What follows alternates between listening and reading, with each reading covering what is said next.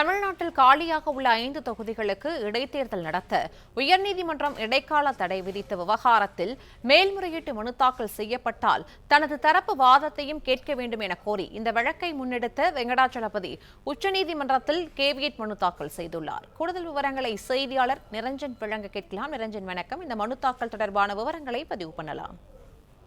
திருச்சி கிழக்கு, அதே போல விராலிமலை உள்ளிட்ட 5 சட்டமன்ற தொகுதிகள் காலியானதாக அறிவிக்கப்பட்டு இடைத்தேர்தல் எப்பொழுது வேண்டுமானாலும் நடைபெறலாம் என்ற சூழல் இருக்கின்றது. இந்த சூழலில்தான் தமிழ்நாட்டில் திருநெல்வேலியைச் சேர்ந்த வெங்கடாச்சலபதி என்பவர் சென்னை உயர்நீதிமன்றத்தில் மனு தாக்கல் செய்திருந்தார். இந்த குறிப்பிட்ட 5 சட்டமன்ற தொகுதிகளுக்கு வெற்றிகளுக்கு எதிராக உயர்நீதிமன்றத்தில் மனுக்கள் என்பது நிலுவையில் இருக்கின்றது. அப்படி நிலுவையில் இருக்கும் பொழுது இடைத்தேர்தல் நடத்தக்கூடாது என்பது விதிமுறையாக இருக்கிறது.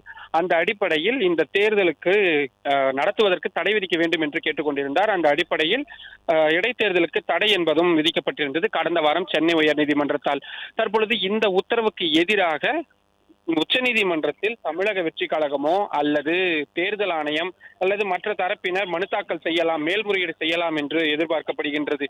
ஒருவேளை அப்படி மேல்முறையீடு செய்தால் தனது தரப்பு வாதங்களை கேட்காமல் எந்த விதமான இடைக்கால உத்தரவும் பிறப்பிக்க கூடாது என வலியுறுத்தி கேவியட் மனுவை தற்பொழுது மனுதாரரான வெங்கடாச்சலபதி தாக்கல் செய்திருக்கின்றார்.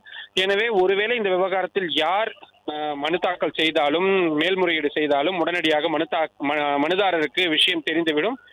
உடனடியாக அவரும் நீதிமன்றத்தில் ஆஜராவதற்கோ அல்லது அந்த பெட்டிஷன் காப்பியை உடனடியாக பெற்றுக்கொள்வதற்கான அத்தனை சாத்தியக்கூறுகளும் உருவாகி இருக்கிறது. உச்சநீதிமன்றம் இனி இந்த விவகாரத்தை எப்படி எடுத்து செல்ல போகிறது? ஏனென்றால் இடைக்கால தடையை எதிர்த்து நிச்சயமாக மேல்முறையீடு வருவார்கள் என்று எதிர்பார்க்கப்படும் நிலையில் ஒரு நீண்ட சட்ட போராட்டத்திற்கு இந்த விவகாரம் தயாராகி இருக்கிறது என்பதுதான் இது உணர்த்துகிறது. பிளே ஸ்டோர் மற்றும் ஆப் ஸ்டோரில் இருந்து பாலிமர் செயலியை QR கோடு மூலம் பதிவிறக்கம் செய்யுங்கள். செய்திகளை உடனுக்குடன் பெறுங்கள்.